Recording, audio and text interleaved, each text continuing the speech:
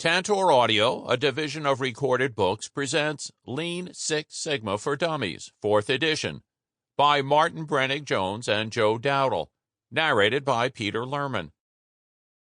Publisher's note: in this audio edition, you will hear references to figures and tables present in the print and ebook formats of the book. Limit of liability, disclaimer of warranty.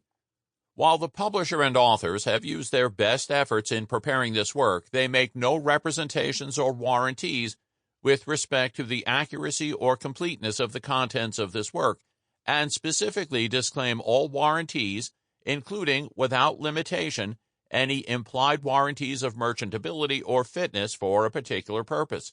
No warranty may be created or extended by sales representatives, written sales materials, or promotional statements for this work. The fact that an organization, website, or product is referred to in this work as a citation and/or potential source of further information does not mean that the publisher and authors endorse the information or services the organization, website, or product may provide or recommendations it may make. This work is sold with the understanding that the publisher is not engaged in rendering professional services. The advice and strategies contained herein may not be suitable for your situation. You should consult with a specialist where appropriate. Further, listeners should be aware that websites listed in this work may have changed or disappeared between when this work was written and when it is heard. Neither the publisher nor authors shall be liable for any loss of profit or any other commercial damages, including, but not limited to, special, incidental, consequential, or other damages. Introduction. Lean Six Sigma provides a rigorous and structured approach to help manage and improve quality and performance, and to solve potentially complex problems. It helps you use the right tools in the right place and in the right way, not just in process improvement projects, but also in your day-to-day work. Lean Six Sigma really is about getting key principles and concepts into the DNA and lifeblood of your organization so that it becomes a natural part of how you do things.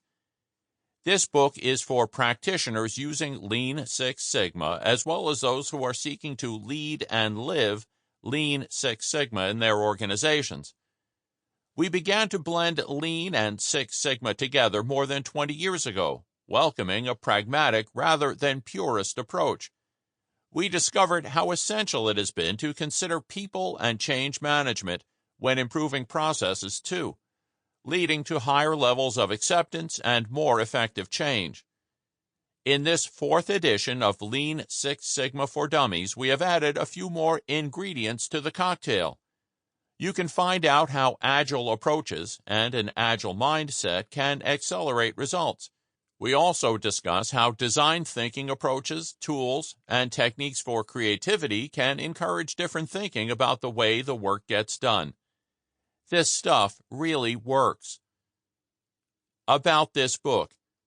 This book makes Lean Six Sigma easy to understand and apply. We wrote it because we know that Lean Six Sigma can help organizations of all shapes and sizes, both private and public, improve their performance in meeting their customers' requirements. We know this because we have seen it.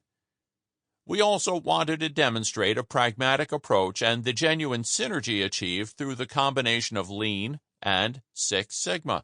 For some reason, unknown to us, a few people still feel they can use only Lean or Six Sigma, but not both. How wrong they are. In this book, you can discover how to create genuine synergy by applying the principles of Lean and Six Sigma together in your day-to-day operations and activities. And not just that, change management, agile, design thinking, and design for Six Sigma are included too. In the true spirit of continuous improvement, we are always looking to enhance the approach, adapt the toolkit, and learn as we go. Foolish assumptions. In Lean Six Sigma, avoiding the tendency to jump to conclusions and make assumptions about things is crucial. Lean Six Sigma is really about managing by fact. Despite that, we've made some assumptions about why you may have bought this book. You're contemplating applying Lean Six Sigma in your business or organization, and you need to understand what you're getting yourself into. Your business is implementing Lean Six Sigma, and you need to get up to speed. Perhaps you've been lined up to participate in the program in some way. Your business has already implemented either Lean or Six Sigma, and you're intrigued by what you might be missing. You're considering a career or job change and feel that your CV or resume will look much better if you can somehow incorporate Lean or Six Sigma into it. You're looking to boost the results and progress of your Lean Six Sigma program and are considering how approaches like change management, agile, and design thinking can help. You're a student in business, operations, or industrial engineering, for example, and you realize that Lean Six Sigma could help shape your future.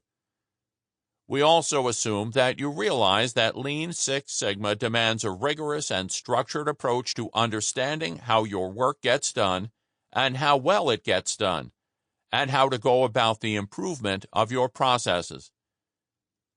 Icons used in this book. Throughout the book, there are small symbols called icons. These highlight special types of information. We use these to help you better understand and apply the material. Look out for the following icons. Tip. Keep your eyes on the target to find tips and tricks we share to help you make the most of Lean Six Sigma. Remember, bear these important points in mind as you get to grips with Lean Six Sigma. Example. Throughout this book, we share true stories of how different companies have implemented Lean Six Sigma to improve their processes. Warning. This icon highlights potential pitfalls to avoid. Beyond this book. In addition to the material in the print or ebook you're reading right now, this book also comes with some Access Anywhere goodies on the web.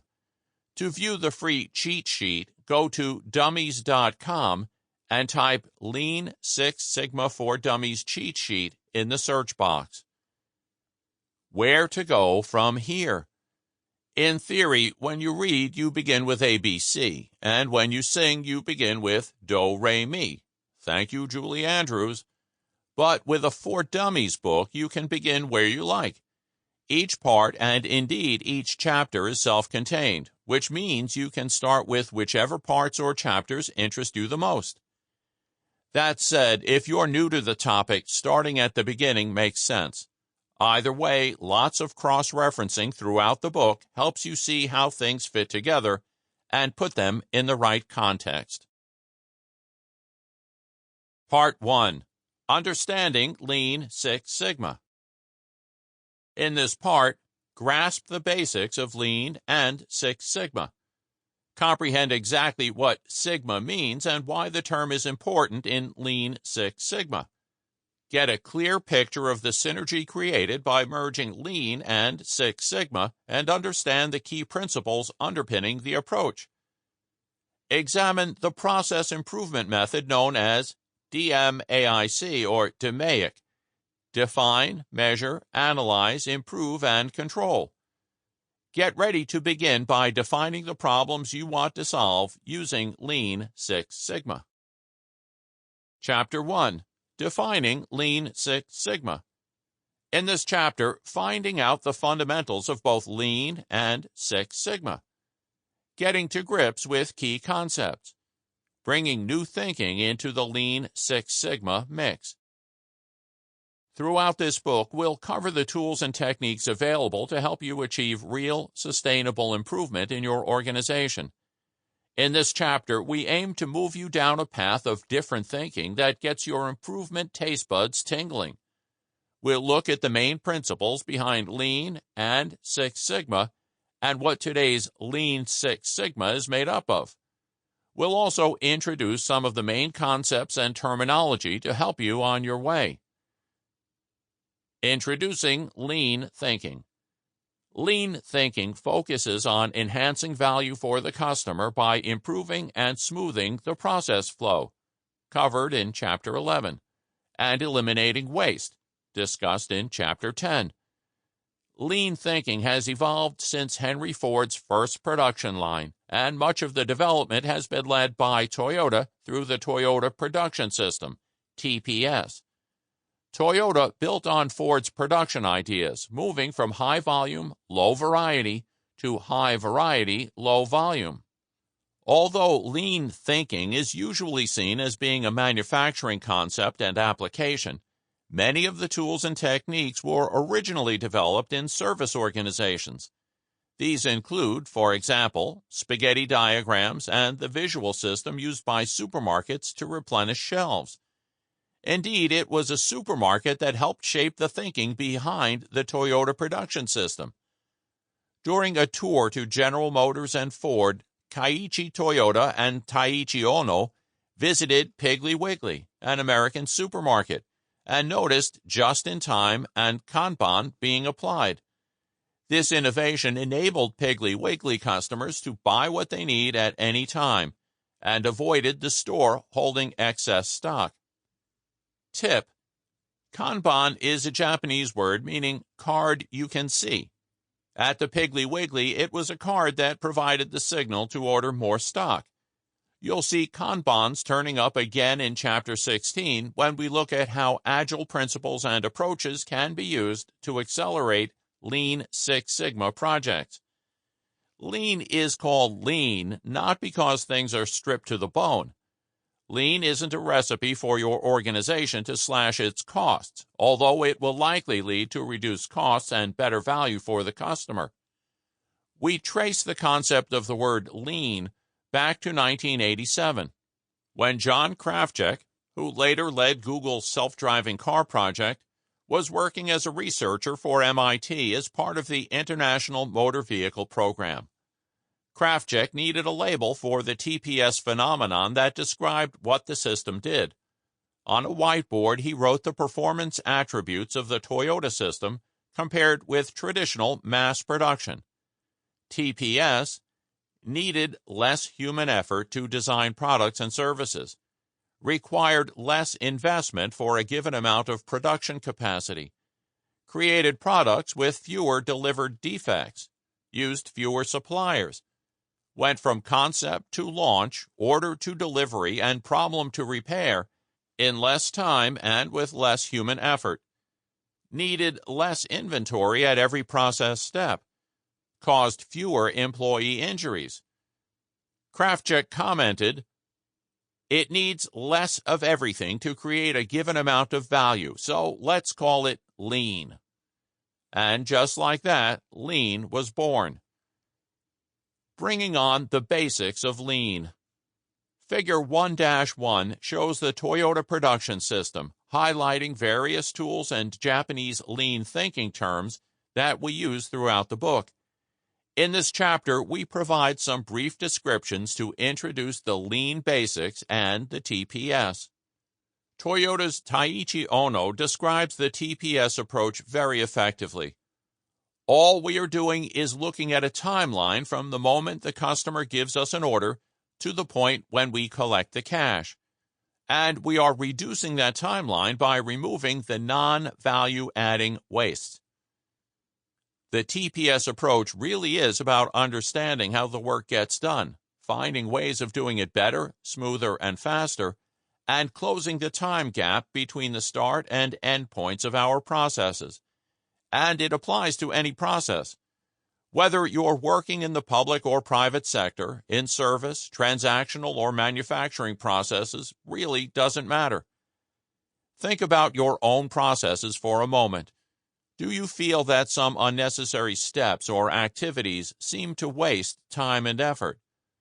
We must point out, however, that simply adopting the tools and techniques of the TPS isn't enough to sustain improvement and embed the principles and thinking into your organization. Toyota chairperson Fujio Cho provides a clue as to what's also needed.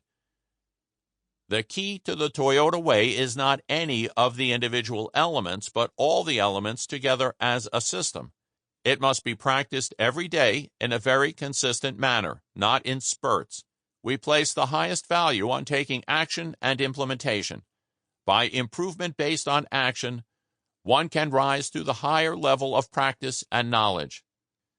Perhaps this is why Toyota didn't mind sharing the secrets of their success. It might be easy to replicate certain practices and adopt certain concepts, but it is not easy to replicate a true culture of continuous improvement. Building people first. First, we build people, stated Toyota chairperson Fujio Cho. Then we build cars. Figure 1-1 shows that people are at the heart of TPS. The system focuses on developing exceptional people and teams that follow the company's philosophy to gain exceptional results. Consider the following. Toyota creates a strong and stable culture wherein values and beliefs are widely shared and lived out over many years. Toyota works constantly to reinforce that culture. Toyota involves cross-functional teams to solve problems. Toyota keeps teaching individuals how to work together.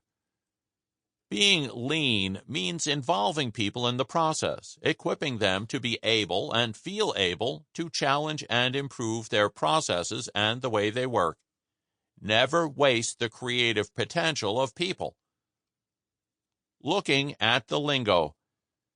You can see from Figure 1-1 that lean thinking involves a certain amount of jargon, some of it Japanese. This section defines the various terms to help you get lean thinking as soon as possible. Standardization seeks to reduce variation in the way the work is carried out, so that everyone operates the process in the one best way. This highlights the importance of following a standard operating process or procedure. In the spirit of continuous improvement, of course, the one best way of carrying out the process will keep changing, as people in the process identify better ways of doing the work. You need to ensure the new one best way is understood and fully deployed. Heijunka encompasses the idea of smoothing processing and production by considering leveling and sequencing. Leveling involves smoothing the volume of production in the production period in order to reduce the ups and downs and peaks and troughs that can make planning difficult.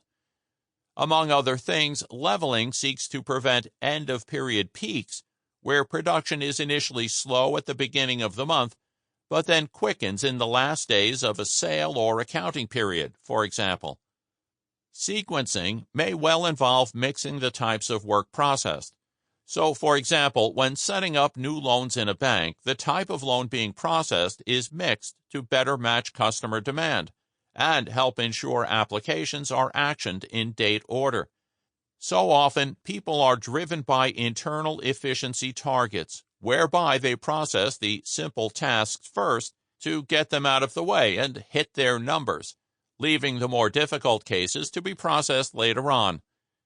This means tasks are not processed in date order, and people are reluctant to get down and tackle a pile of difficult cases at the end of the production period, making things even worse for the customer and the business. Jidoka concerns prevention. It links closely with techniques such as the Failure Mode Effects Analysis, FMEA, which are covered in Chapter 13. Jidoka has two main elements, and both seek to prevent work continuing when something goes wrong. Automation allows machines or processes to operate autonomously by shutting down if something goes wrong. This concept is also known as automation with human intelligence. The no in automation is often underlined to highlight the fact that no defects are allowed to pass to a follow-on process. An early example hails from 1902, when Sakichi Toyoda, the founder of the Toyota Group, invented an automated loom that stopped whenever a thread broke. A simple example today is a printer stopping processing copy when the ink runs out. Without this concept, automation has the potential to allow a large number of defects to be created very quickly, especially if processing is in batches. Stop at every abnormality is the second element of Jidoka. The employee can stop an automated or manual line if they spot an error. At Toyota, every employee is empowered to stop the line, perhaps following the identification of a special cause on a control chart. See Chapter 8. Forcing everything to stop and immediately focus on a problem can seem painful at first, but doing so is an effective way to quickly get at the root cause of issues. Again, this can be especially important if you're processing in batches. Just-in-time, JIT, provides the other pillar of the TPS house. JIT involves providing the customer with what's needed at the right time, in the right location, and in the right quantity. The concept applies to both internal and external customers. JIT comprises three main elements. Single piece flow means allowing single units of product to flow through the process step by step. When processing in batches or bundles of individual cases are processed at each step and are passed along the process only after an entire batch has been completed. Delays are increased when the batches travel around the organization, both in terms of the transportation time and the length of time they sit waiting to be actioned. At any given time, most of the units or work items in a batch are sitting idle, waiting to be processed. This represents excess inventory and can be costly. What's more, errors can neither be picked up nor addressed quickly. If they occur in volume. And of course, this also delays identifying the root cause. With single piece flow, we can get to the root cause analysis faster, which helps prevent a common error recurring throughout the process. In a single piece flow system, each person performs an operation and makes a quick quality check before moving their output to the next person in the following process. Naturally, this concept also applies to automated operations, where inline checks can be carried out. If a defect is detected, jidoka is enacted. The process is stopped and immediate action is taken to correct the situation, taking countermeasures to prevent reoccurrence. This concept is a real change of thinking that moves us away from processing in batches. Pull production is the second element of JIT. Each process takes what it needs from the preceding process only when it needs it, and in the exact quantity. The customer pulls the supply and helps avoid being swamped by items that aren't needed at a particular time. Pull production reduces the need for potentially costly storage space. All too often, overproduction in one process, perhaps to meet local efficiency targets, results in problems downstream. This increases work in progress and creates bottlenecks. Overproduction is one of the 8 wastes covered in Chapter 10. Takt time is the third element of JIT, providing an important additional measure. It tells you how quickly to action things, given the volume of customer demand. Takt is German for rate. It helps to think about a metronome that musicians use to keep a consistent tempo.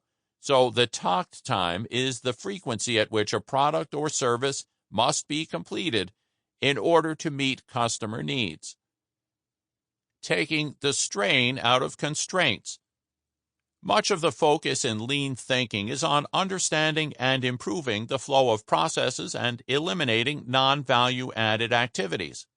Eliyahu Goldratt's theory of constraints, explained more fully in Chapter 11, provides a way to address and tackle bottlenecks that slow the process flow. By addressing what is getting in the way, you can enable a smooth flow and deliver value to the customer. Considering the customer. The customer, not your organization, specifies value. Value is what your customer is willing to pay for. To satisfy your customer, your organization has to provide the right products and services at the right time, at the right price, and at the right quality. To do this, and to do so consistently, you need to identify and understand how your processes work, improve and smooth the flow. eliminate unnecessary steps in the process, and reduce or prevent waste, such as rework. Imagine the processes involved in your own organization, beginning with a customer order, market demand, and ending with cash in the bank, invoice or bill paid. Ask yourself the following questions. How many steps are involved? Do you need all the steps? Are you sure? How can you reduce the number of steps and the time involved from start to finish? Perusing the principles of lean thinking. Lean thinking has 5 key principles. Understand the customer and their perception of value. Identify and understand the value stream for each process and the waste within it. Enable the value to flow. Let the customer pull the value through the processes according to their needs. Continuously pursue perfection. Continuous improvement. You'll see that the principles are universal as they apply to any type of process in any type of organization. They are also timeless as they're as relevant now as they ever were. In Chapter 2, we show how the principles combine with the key principles of Six Sigma to form Lean Six Sigma. Sussing Six Sigma. Six Sigma is a systematic and robust approach to improvement which focuses on the customer and other key stakeholders. Six Sigma seeks to improve processes so that they deliver consistent, reliable outputs. It was developed in the 1980s within Motorola and was widely used by General Electric. When Jack Welch, former General Electric CEO, introduced Six Sigma, he said, "We are going to shift the paradigm from fixing products to fixing and developing processes, so they produce nothing but perfection or close to it." Considering the key elements of Six Sigma. Some simple principles underpin Six Sigma. Understand the CTQs of your customers and stakeholders. To deliver the best customer experience, you need to know who your customers are and what they want, their requirements and expectations. CTQ is short for critical to quality, and CTQs are the performance requirements that matter most to your customers. To understand these, you need to listen to and understand the voice of the customer, VOC. Chapter 4 contains more information on these important elements. Understand your organization's processes and ensure they reflect your customers' CTQs. You need to know how your processes work and what they're trying to achieve. A clear objective for each process should exist, focused on the customer requirements, the CTQs. Manage by fact and reduce variation. Measurement and management by fact enables more effective decision-making. By understanding variation, you can work out when and when not to take action. Involve and equip the people in the process. To be truly effective, you need to equip the people in your organization to be able and to feel able to challenge and improve their processes and the way they work.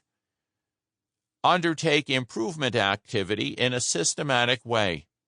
Working systematically helps you avoid jumping to conclusions and solutions. Six Sigma uses a process called DMAIC or DMAIC, define, measure, analyze, improve, and control, to improve existing processes. We cover DMAIC in Chapter 2. In designing new processes, we use DMADV or DMADV, which is covered in Chapter 14. You'll recognize some similarities with the principles of Lean outlined earlier in this chapter and some new concepts. Let's look at those concepts in a little more detail, focusing on measurement and variation in particular. Some of the content might seem a little heavy. We want you to have a clear explanation of the concepts. But remember that pragmatism is a theme of this book. Getting to grips with variation. The standard deviation is a measure that reveals the amount of variation. It is represented as Sample complete. Ready to continue?